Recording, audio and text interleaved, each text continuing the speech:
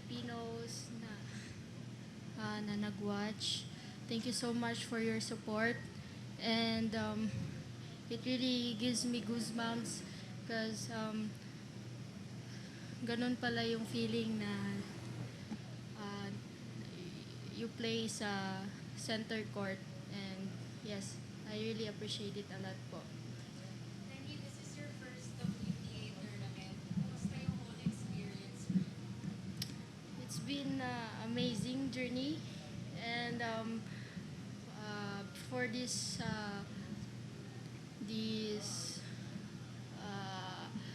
tournament, I've been practicing with the top players, which is Ate Alex Iala and Mia Horvit, and yes, it's really fun and exciting, and super.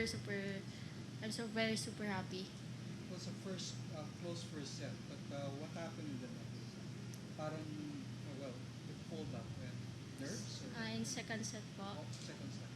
Um, I think she played well in the second set, and uh, she really played in the second set well. Yes, and lumaban lang po ako, and yeah, yun po. Danny, there's a saying na there's no losses, only learnings. Lagi tayong natututo. So, for you, with this match, you said this one of the greatest competitions you've been a part of. What can you take from this match of yours?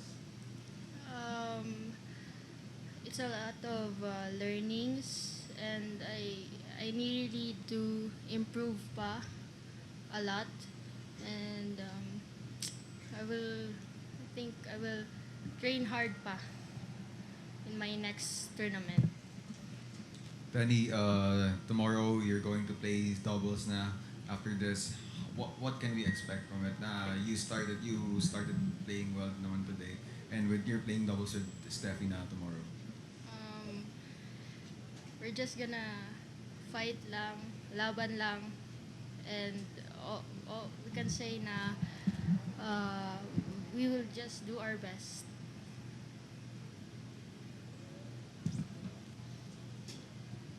Hi, you just played against a player, Maranchai. She has won quite a few matches on WTA Tour, and she just played a Grand Slam against Emma Raducanu. After this match, do you feel like you have a better understanding of the level of those top players? Yeah, yeah. First of all, it's an honor to play against her, and she's a good and experienced player. It's all I can say is it's a great learning and opportunity for me to play with her. Were you able to play with her sa Thailand Southeast Asian Games? Yes. What is the result? Again, I lost. straight sets. Yes, 2-6-0-2,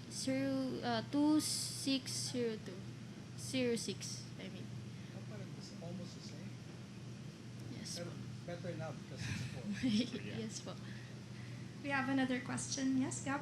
Gab Meta, Sports Corner PH. Danny, with the loss niya sa semifinals and of course you're heading now into the doubles, ano ba ang i-expect from you?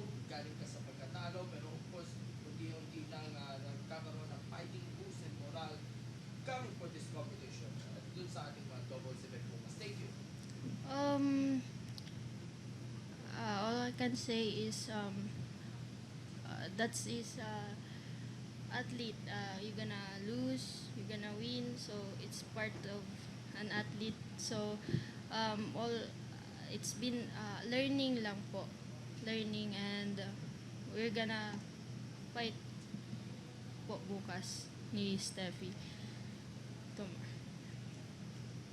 Danny, a few years ago you were in Palarong Pambansa, and then you went to ITF, and now you're in WTA. Did you expect na ganito ba kabilis yung maging improvement mo? Before this competition, madami akong struggles, challenges before this happened to me. So it's been an opportunity and privilege to play here in this prestigious level. Were where's your province? Ano, Ten? In Mlang, North Cotabato po. Blanca. Mlang. Tenny, JP from Live Scores PH. Sinabi mo kanina na you were training with Mia and Alex coming in for today. Parang ano yung natutunan mo being with them and ano yung mga ina-advise nila sa'yo as you enter into the next level of tennis? Just enjoy the process and be patient lang po talaga. So, i-enjoy lang po every single day ng mga training and it's, yeah.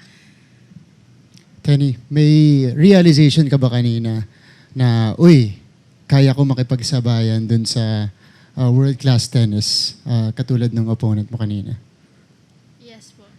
Kayang-kaya. Sige, kwento mo. Yung learnings ko lang po is really need to have a sharp mentality kasi isa lang pong negative thoughts na mag-bring up sa mind mo, all your match will gonna ruin. So you really need to have a positive mind all the way. Tenny, you have doubles, pero after the Philippine Women's Open, may competitions ka pa ba this year? Saan ka pa namin mapapanood after? Wala pa po. Wala pa rin. Opo. Okay, any other questions from the media? One more?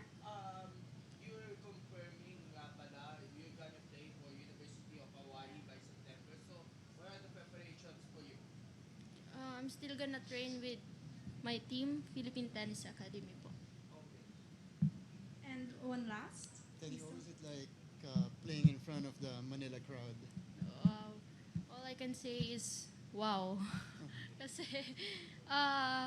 grabe po yung support ng Manila fans, Filipino fans, and grabe. Basta all I can say is wow po. Yes. Actually, we have time for more questions. So 1, 2, 3 from the side. When you're saying you had some struggles, Tenny, was it mental, emotional? Sa training po because it's been so tough training po every single day pero lalaban po kasi it's our future naman po. How tough training under Coach Bobby? How tough? Di ka, aren't you accustomed to that kind of intensive training? Or na, ano ba? Na yung adjustment po to that kind of intensive training under Coach Bobby? Yeah. Yes po. Okay. Yes. Yes. Tenny, ano nararamdaman mo kanina? Lalong-lalo na ng first set, nung madaming mag-cheer sa'yo at rinig na rinig siya sa buong Rizal Memorial. Super happy and meron pa po yung sa condo, meron pang nagsisigawan doon and grabe po. I'm so very happy and yeah, happy. Very happy, very blessed. No? Okay. We have time for one last question. Anyone? Yes. Nagtuturan. That's okay. They have the same question now. So, all good? Yay. Okay, Tenny. Again, congratulations. So nice having you here.